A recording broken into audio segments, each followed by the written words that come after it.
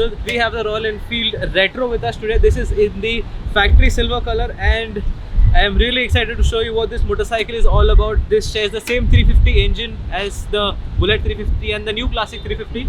So yeah, let's start the review.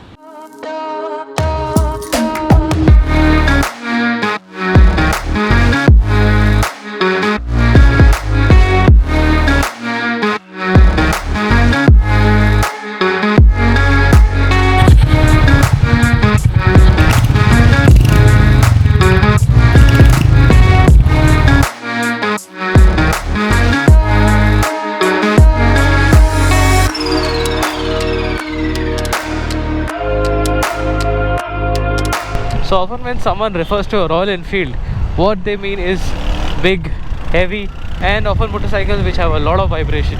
But that is not the case with this one, because this gets the same engine as the new reborn Classic 350. Yes, this little motorcycle packs a 350 inside it. So the very first thing you notice in this motorcycle when you ride it, it's how light it's become. See, you can just flick it around here and there and do all kinds of things, and when you give it some, it just goes. More than enough for the city, decent for the highway, I can say.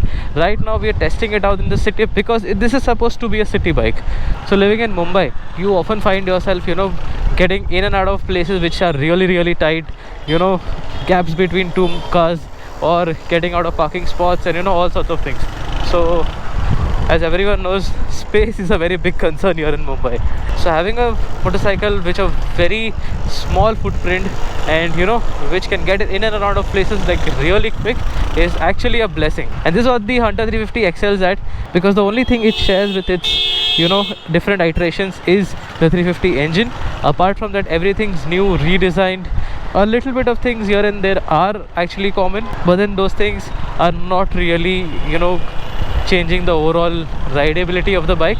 It is 18 kilos lighter compared to the 350 Classic, and it's got the same engine. It's got a 20 PS power outputs as we spoke about it earlier, which amplifies the overall feel of the bike. You can just rip it around.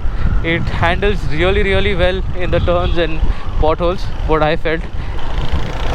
So it's not very stiff, it's not very soft, it's right in the center, which gives it a good balance of overall comfort on bad roads and also high speed stability.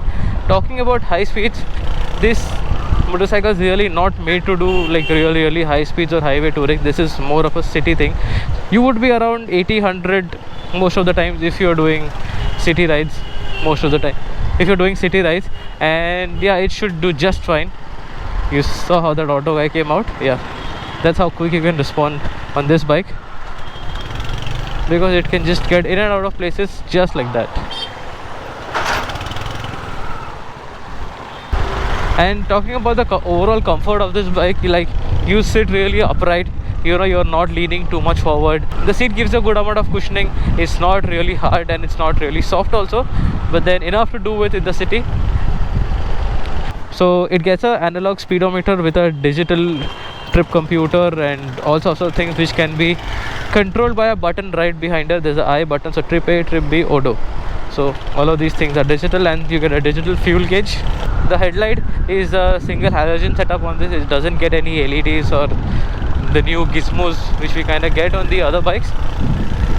But yeah, it's quite nice retro.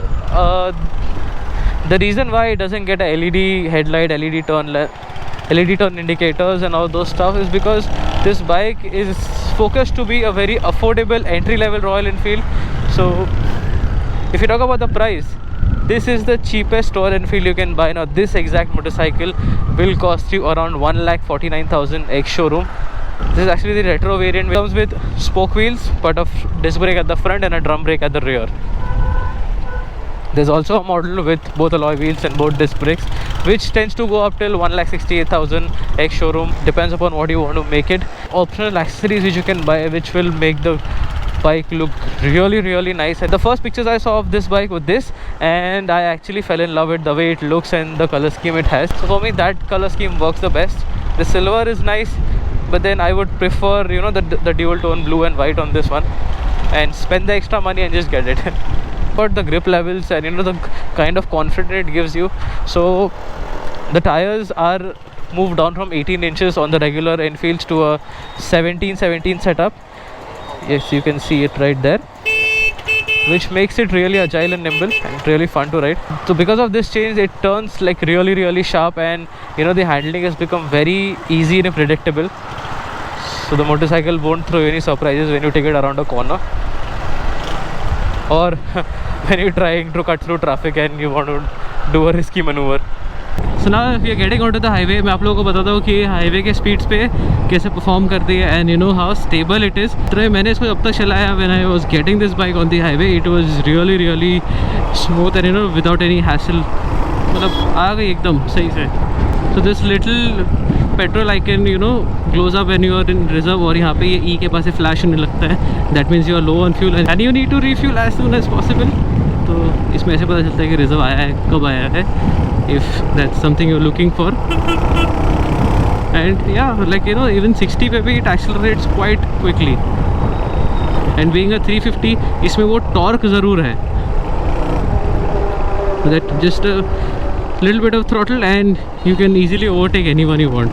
And also being so light, इसमें इतना weight carry करना नहीं पड़ता इस bike को अपना खुद का, तो it gives out a better performance. And also no signs of heating or something. Being an air cooled engine, इसमें radiator वगैरह नहीं है, so it's an air cooled engine. Still it does very well. Maybe on the little hotter days you might feel some heat, but then that's going to be very minimal. And I would not say that's a downside of this bike, because थोड़ा बहुत तो heat up होगा ही, and it is very okay. Done with the shoot. Yes, bro. अब the most important part of the review is going to happen. The conclusion. कि हमको bike कैसी लगी. अच्छा, चाबी यहाँ पे है, चलो.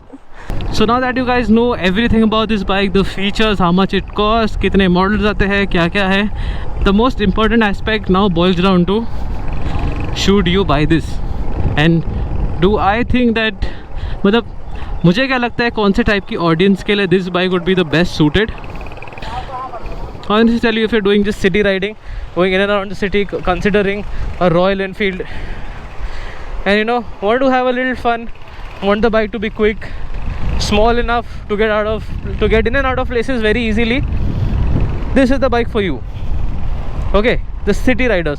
अब आते हैं दूसरे टाइप के लोग जिनको सिटी करना है, ओकेजनल संडे राइड हो गई, और कभी कभी थोड़ा बहुत टूरिंग कर लेते हैं. I would say for that this is actually not the thing you need, but agar if your budget doesn't allow for a bigger Royal Enfield, maybe for like something like a Himalayan or a Scrambler, or even the basic classic 350, so you can go for this definitely. And this will appeal more to the younger riders because of how nimble, flickable and quick this is. But अब मुझे पूछो, अगर इसको city तक रखो, city में चलाओ, भगाओ, मस्ती करो, जो करना है करो, this bike is perfect for that.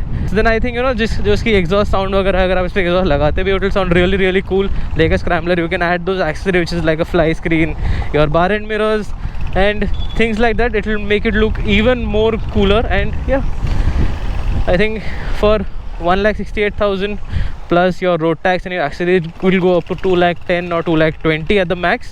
But it's quite some bike for that. This is worth that price, and you will have a lot more fun. So now for the whole utility point of view, तो यहाँ पे देखो ये USB port दिया गया, जिससे आप कुछ भी चार्ज कर सकते हो, वो बहुत हैंडी आता है. The brakes are adequate. The rear, the front is an ABS brake, the rear is non ABS, but ठीक है, you can do with that if just city riding में. Definitely I would have wanted them to get dual channel ABS, but then it's okay.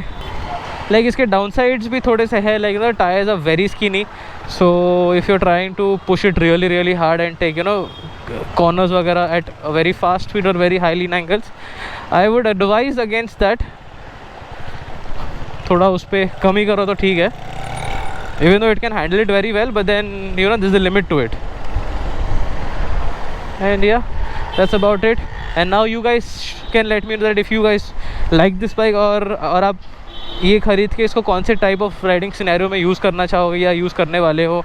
If you already booked on, मुझे बताओ कौन सी वाली book की है, and what your thoughts are with this bike. मैंने तो अपने सारे आपको बता दिए. सो या, that's about it, and that is the end for the Royal Enfield Hunter 350 review from my side. I'll meet you in another video just like this.